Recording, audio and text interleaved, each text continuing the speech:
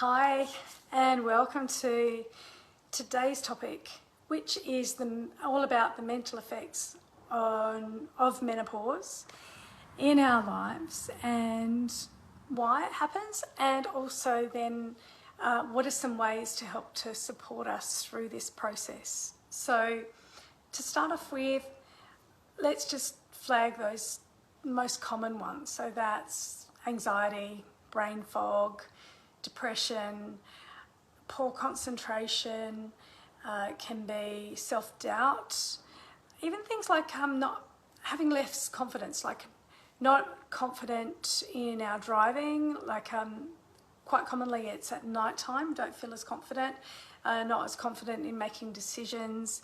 It can also be overwhelm and feeling more susceptible when we get stressed, that the stress really gets to us.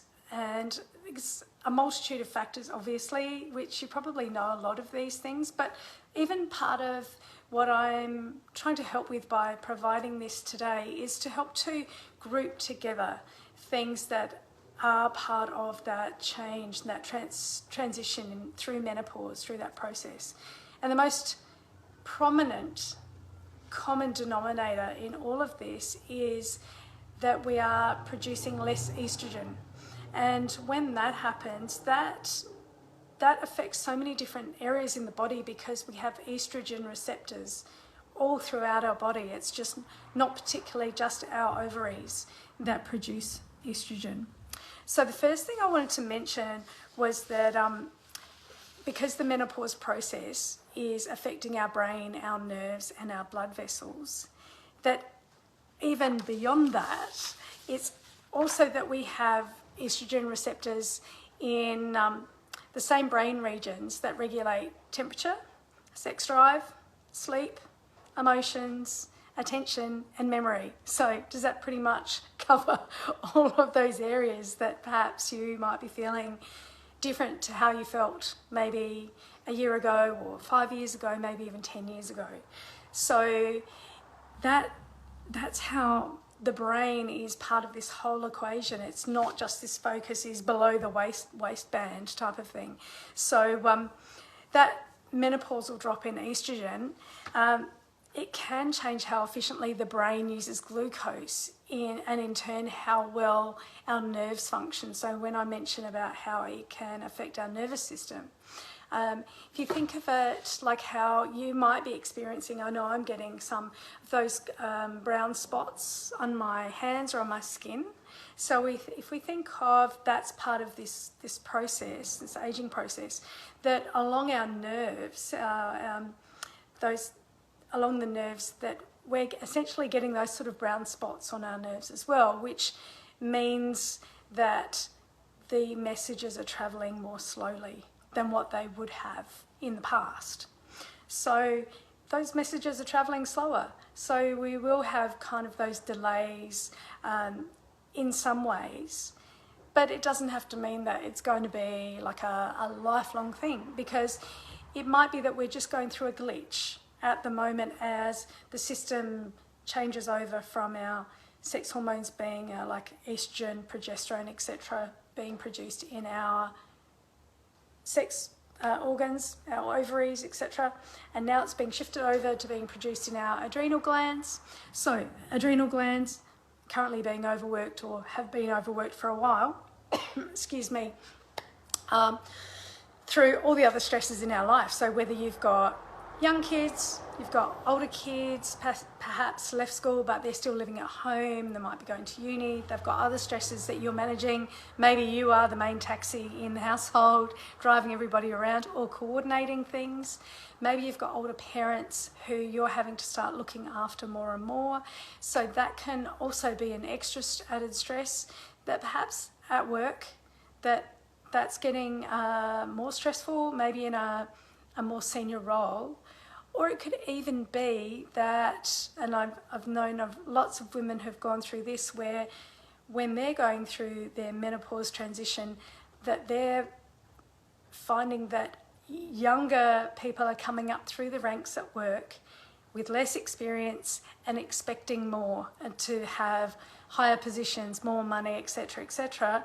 But perhaps you're that woman in the office who you know how everything operates and you've been doing it for years. You could do it with your eyes closed, but because you've got these younger generations coming through who want all the accolades and the money, but they don't have the experience, that's driving you mental. So, you know, there's so many different factors of what those stresses might be in your life. It might be to do with your relationships, whether it's personal relationship at home with loved ones, or it might be extended family and responsibilities. So many different ways that those stresses can be affecting you, but essentially, like whatever they are, that your adrenal glands are producing your adrenaline and your cortisol, your stress hormones, so much that they don't have capacity to make enough of your sex hormones as well.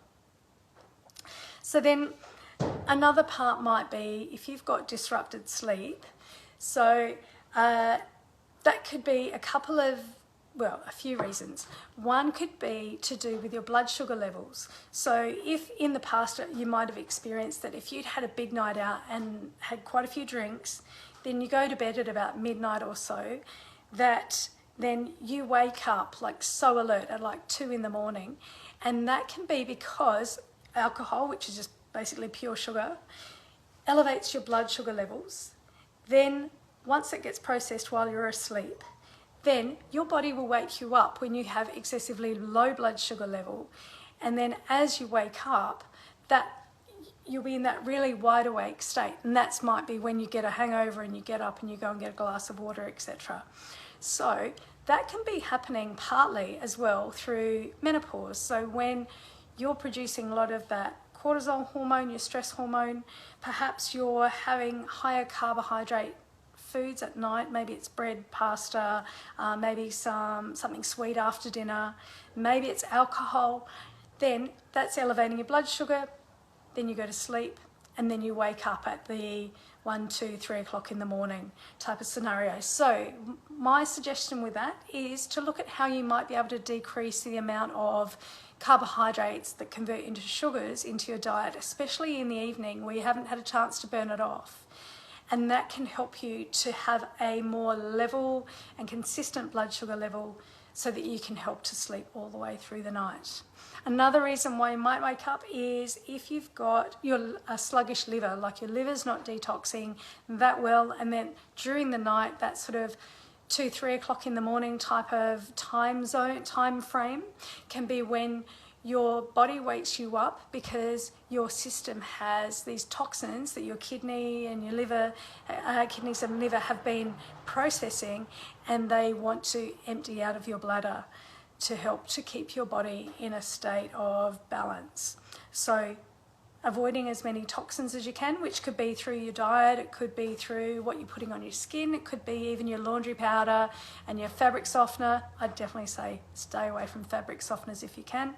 They rub onto your skin and then they enter your skin, and that's what we call a xenotoxin. It's like an exogenous toxin that's entering your body through your skin. So that's another one. And then the third one, as far as your sleep, may actually be that you're jet lagged in a sense. So it might be that you're just going to bed at a later time than what your body really wants you to go to sleep at. So as a very rough guideline, we'd say that 10 p.m. to 6 a.m. is our ideal sleeping window.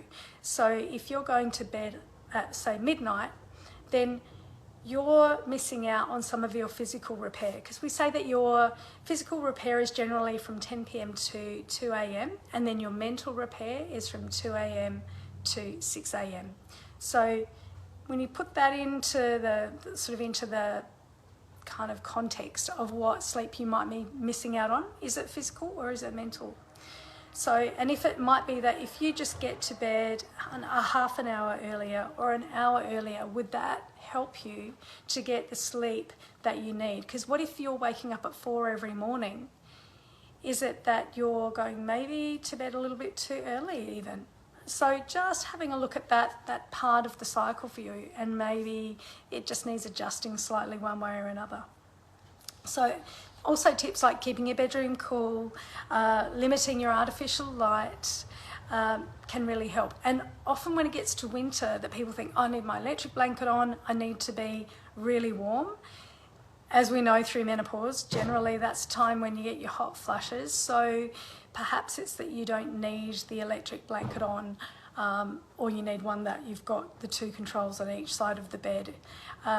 There is a thing that's by a company called Sleep 8. And they do this amazing, like an electric blanket, but instead of an electric blanket, it's got water in it, and it cools down and warms up based on what you need at that time of night to help maintain continuous sleep. So there's a little motor running it's quiet on the side, and that's what heats and cools the flow of the water on your side of the bed, and that does have dual control. But that's a really cool thing to look into if you've got a spare $5,000 to spend on something like that. So then I also wanted to mention anxiety and depression. So estrogen modulates the synthesis, availability and metabolism of serotonin. And serotonin is our feel-good hormone. So, and that is really important in staving off depression. Then we've also got dopamine, which is involved in motivation and in pleasure. So estrogen helps to modulate that. So if we have lower estrogen, then it can mean that we are getting less dopamine and serotonin. Looking at a natural way that you can get more serotonin is through a healthy gut, which is from a healthy diet. Because 70% of our serotonin is made in the gut.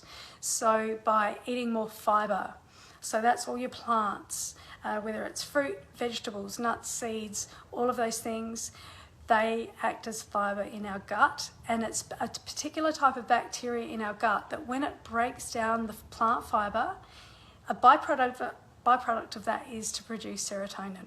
So that's one way that you could help to produce more of your own serotonin. It then travels from the gut up to the brain. So the other thing that I wanted to mention about brain health is also about, because I mentioned alcohol, but also stimulants like caffeine. So the more caffeine we drink, the more it's going to put us into fight and flight mode. So number one, I would say in the morning, first a glass of water with some good sea salt in it to help you to get your minerals, which we don't get through our tap water. And then to have something to eat. So it might even be just a banana, but something that tells our body that we're safe. Then to have your first cup of coffee, because then that is going into your system without automatically revving you up into that fight or flight state. Because if we're in that state all the time, what's called our sympathetic nervous system, that's going to keep us stressed. That's going to get our adrenals pumping all of that adrenaline and cortisol, and then that is what means that then we're not able to produce enough of our estrogen and our progesterone. So I think I'll leave it there for today. I hope that helps to give you a little bit more of an insight into those reasons why we have those issues in menopause that affect our mental health. Just to recap, that how that estrogen can affect our, like so many of those functions, our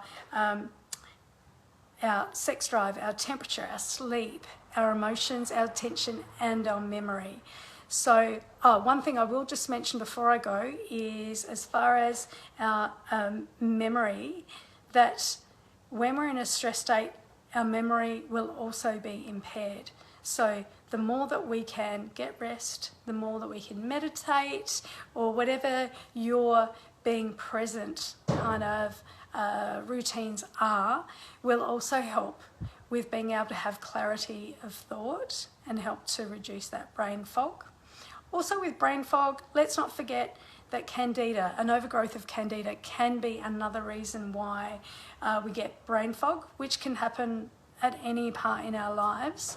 And if that's something that you're unsure if perhaps that could be a culprit for you, is having an overgrowth of candida, which doesn't have to be thrush.